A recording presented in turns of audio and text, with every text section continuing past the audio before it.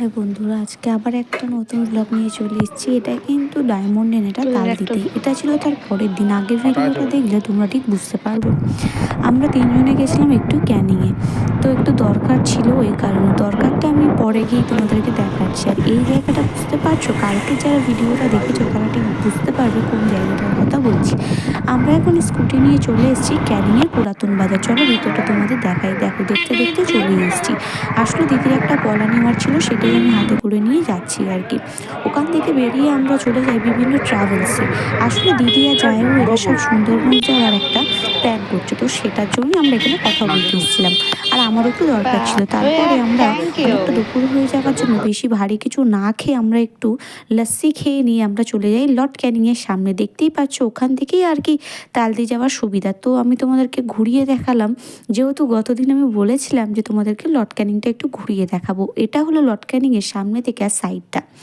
এখানে কিন্তু এখন অনেকই উন্নত, যদিও বা লর্ড ক্যানিংটা এখনও হয়নি, কিন্তু আস্তে আস্তে হবে। তো এই যে ব্রিজটা দেখতে পাচ্ছ, ওটা কিন্তু বৃদ্ধাশ্রম হচ্ছে, জানো তো। নতুন আমাদের পরেশরাম দাস বিধায়ক, ওনার জন্যই আর কি হচ্ছে। তো আমাদের অনেকটা লেট হয়ে যাওয়ায় প্রায় 2-2:30 বাজতে যায়। তখন আমরা স্কুটি করে বাড়ি চলে যাই। তারপরে গিয়ে আর কোনো ভিডিও রাখতে পারিনি। এরপর রাতে খাসির মাংস হয়েছে, সেই ভিডিওটাই তোমাদের সাথে শেয়ার করলাম।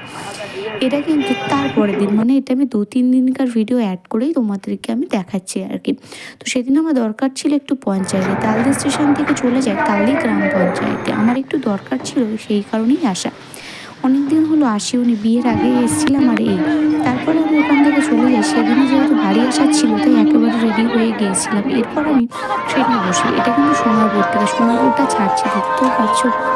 আসলে কি বলতো, বাড়িতে গেলে না আসার সময় খুব মনটা খারাপ করে। আর বিশেষ করে সোনারপুর থেকে যখন আসি, দুটো লাইন একেবারে আলাদা। তো তার একটা স্টেশন থেকে আর একটা স্টেশন আসতে কেমন একটা হওয়ার, মানে কেমন একটা ইমোশনাল কাজ করে। তো যাই হোক, তারপরে অনেকক্ষণ ট্রেন ছেড়ে দেওয়ার পরে এখন কিন্তু আমি প্রায় ডায়মন্ডেই চলে এসেছি কথা বলতে বলতে, দেখতেই পাচ্ছ।